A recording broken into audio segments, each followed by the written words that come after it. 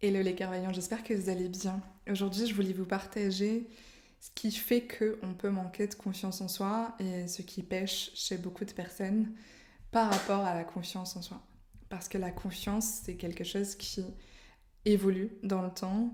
Il y a des personnes qui ont plus ou moins confiance, qui ont une base de confiance plus ou moins élevée et elle peut évidemment évoluer. Et il y a la confiance en nous, en qui on est, qui ne dépend de rien, et en même temps, cette confiance-là, elle peut varier aussi en fonction des domaines d'activité, des domaines de vie plutôt.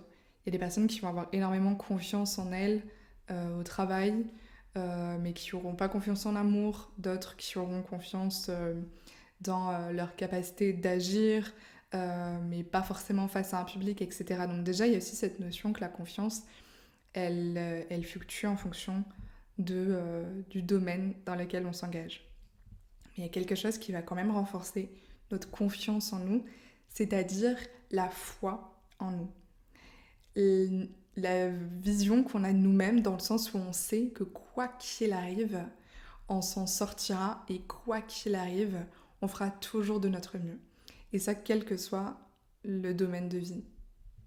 Donc, on va parler de ça et surtout la chose qui nous bloque, qui nous empêche de déployer justement cette pleine confiance qui est présente chez beaucoup de gens parce que c'est une facilité de l'esprit, parce que c'est comme ça aussi que notre nature de base est, on va dire.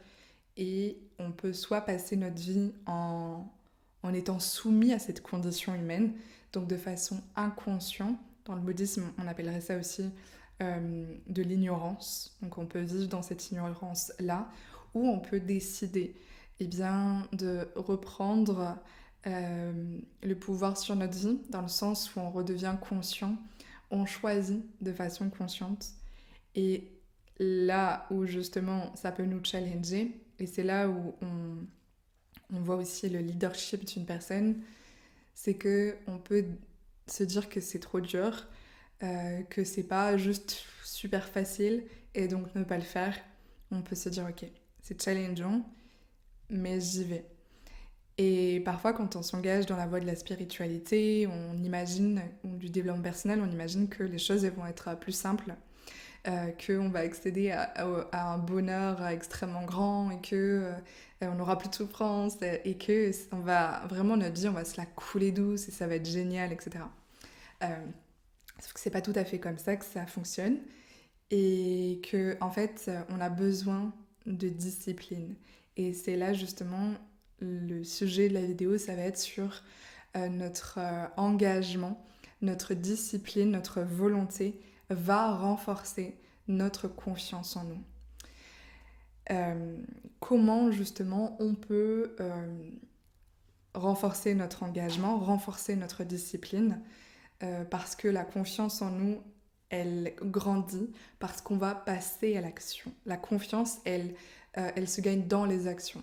Bien sûr, il peut y avoir tout un travail préparatoire par rapport à nos croyances, par rapport à la vision de nous-mêmes, comment eh bien, changer notre regard sur nous, notre capacité à aller, j'y vais. Donc ça, il y a tout un travail préparatoire qui peut être fait, qui facilite le passage à l'action. Et il y a aussi ce truc-là, en fait, qui nécessite d'agir. Parce que je vois aussi beaucoup de personnes qui font du développement personnel, qui font des séances de thérapie, qui lisent des livres, qui regardent des vidéos YouTube, qui sont beaucoup dans le travail interne, en fait. Dans je me transforme à l'intérieur, mais qui, en fait, restent dans un état finalement de passivité, parce que même si on lit, même si on fait de la thérapie, etc., et ben en fait, ça reste de la transformation interne, mais ça n'est rien sans la manifestation dans notre réalité, en fait, sans le passage à l'action. Et justement, c'est ce passage à l'action-là qui va concrètement et considérablement, significativement changer notre vie. Je pense qu'on est d'accord là-dessus. Et donc, pour justement déployer cet engagement, déployer cette discipline et ce passage à l'action, on a besoin de connaître nos valeurs. On a besoin de connaître nos valeurs hautes. On a besoin de savoir pourquoi est-ce qu'on fait ça. On a besoin d'avoir un pourquoi qui est grand. Ça, c'est quelque chose que, personnellement, qui a changé en fait ma façon d'agir parce que, comme beaucoup de personnes, j'avais l'impression d'être quelqu'un qui avait du mal à se mettre en action au quotidien. C'est comme si j'avais des élans de motivation et donc je passais à l'action, c'était super facile, c'était vraiment génial, hyper agréable parce que je n'avais aucun mal à faire ça parce que j'étais motivée. Mais quand j'étais pas motivée, je faisais pas les choses et mon mental, je me racontais des histoires comme quoi c'était parce que je ne devais pas le faire. Alors qu'en fait, c'est juste que je manquais de motivation. Parce que la motivation, c'est quelque chose d'éphémère, c'est quelque chose de spontané, c'est quelque chose de super émotionnel. Donc des fois, on va être super motivé, surtout au début d'un projet, on est plein d'élan, on est plein de bonne volonté, et yes, on y va. On se dit, là, je vais reprendre en main mon alimentation, et pendant les 3-4 premiers jours, pendant là, lundi, mardi, jusqu'à vendredi ou jusqu'à jeudi, on est super motivé, on mange équilibré, on sent que ça nous fait du bien. Et puis vient le vendredi soir. Et d'habitude, le vendredi soir, on mange n'importe quoi, et tout le week-end, on mange n'importe quoi. Alors qu'on s'est engagé à manger bien tous les jours. Ce qui veut pas dire que manger bien, ça veut pas dire manger que de la salade, hein. Mais tout d'un coup, en fait, on fait n'importe quoi. On mange n'importe quoi, et puis on arrête. Et le lendemain, eh ben, on continue à manger complètement déséquilibré, on fait que s'acheter des sandwichs et des plats préparés. Euh, Ça peut être aussi sur le sport, on est super engagé, on va faire notre séance pendant plusieurs semaines et puis finalement bah, on n'est plus motivé. La motivation du début, elle est descendue parce que euh, l'enthousiasme, la motivation, l'enthousiasme a une demi-vie. C'est-à-dire que waouh, mais c'est c'est éphémère. Donc ne comptez pas sur la motivation pour ne compte pas sur la motivation pour lancer tes projets, pour venir à bout de ce que tu désires, parce que eh bien, ça s'essouffle. Et tout le monde peut débuter quelque chose, mais qui va au bout des choses? Ça, c'est quelque chose que j'avais déjà entendu, même quand j'avais fait une année de fac, où finalement, c'était pas mon chemin, c'était pas ce que je devais faire, mais j'avais déjà entendu ça, que c'était facile de rentrer à la fac, mais que c'était moins facile pour en sortir diplômé. Parce qu'au bout d'un moment, on s'essouffle parfois. Et peut-être qu'à la fac, ça manque de cadre. En fait, ça demande de la discipline personnelle. Et c'est là où du coup ça pêche aussi. Donc moi, ce qui a vraiment changé ma vie par rapport à ça, c'est de ne plus dépendre de ma motivation, mais de me connecter à ce qui est important pour moi, à ma grande vision, à mon grand pourquoi, et de m'y connecter tous les jours. Et ça me permet en fait, même quand je ne suis pas motivée, même quand il fait pas beau, même quand je suis un peu fatiguée, même quand je sais que c'est important pour moi et que je me suis engagée là-dessus, eh bien, je passe à l'action et je le fais. Il y a toujours une part de d'écoute de soi. Si je suis extrêmement fatiguée parce que je sais pas quoi, eh bien je vais ajuster les choses, etc.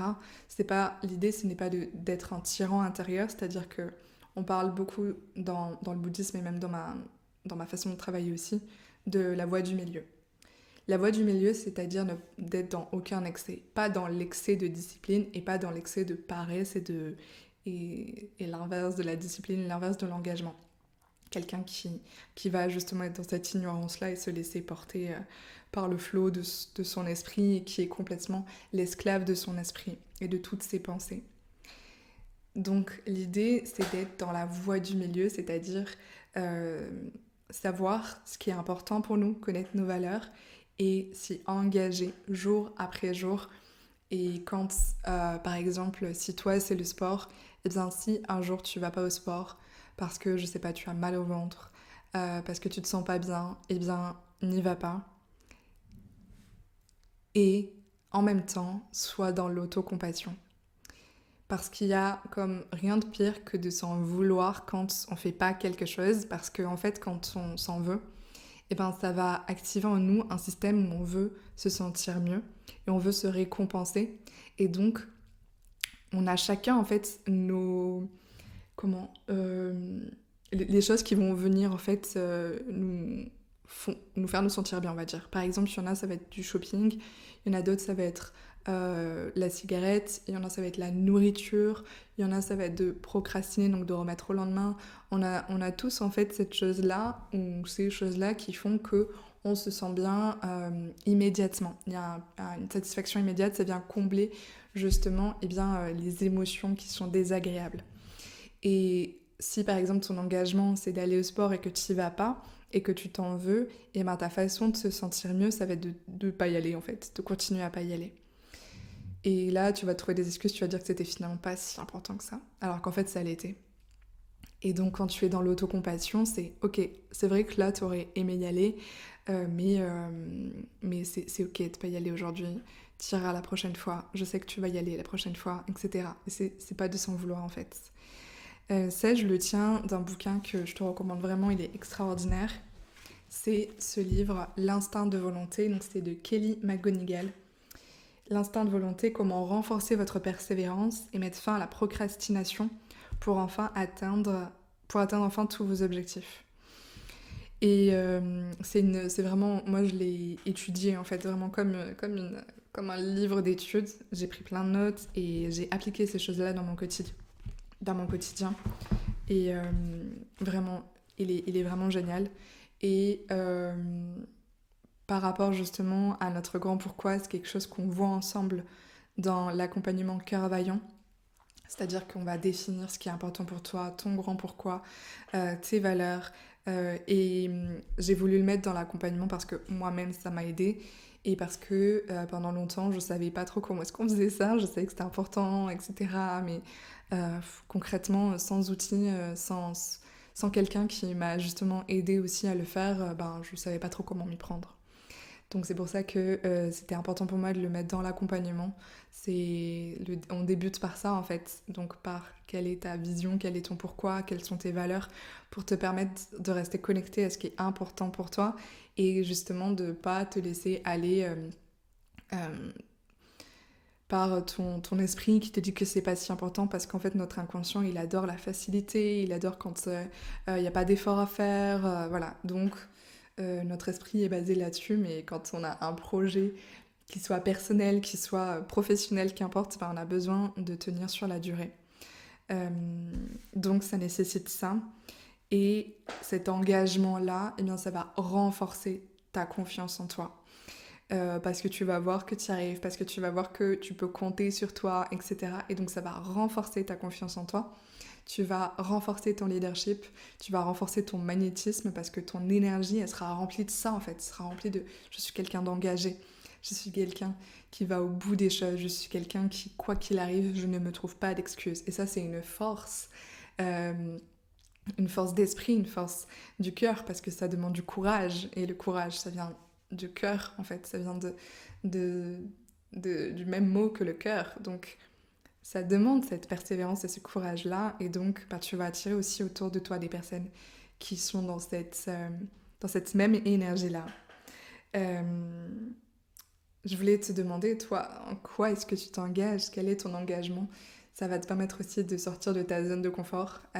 Ton engagement, ça peut être, je sais pas, dis-moi qu'est-ce que c'est dans les commentaires. Ça peut être de te lever plus tôt le matin, pour faire ta pratique du yoga, ta pratique de la méditation, ça peut être pour aller au sport. Franchement, c'est super agréable. Ce matin, je me suis levée plus tôt que d'habitude pour aller au sport et il n'y avait personne dans la salle de sport. Et, et c'est très satisfaisant et je commence la journée avec une bonne énergie. J'ai fait ma pratique du matin avant d'aller à la salle et je commence la journée du bon pied. Et je ne suis pas soumise à les aléas de la motivation. Non, je le fais parce que c'est important pour moi de le faire. Moi, faire les vidéos sur YouTube, c'est important chaque semaine de vous proposer une vidéo ou deux vidéos. Mais en tout cas, une, c'est mon engagement envers moi-même. Et je m'y tiens et ça me donne de la satisfaction de voir qu'on crée ensemble un espace de soutien où on s'encourage, où on est soudés, où on crée cette communauté-là. Et donc, ça, c'est aussi mon engagement pour moi.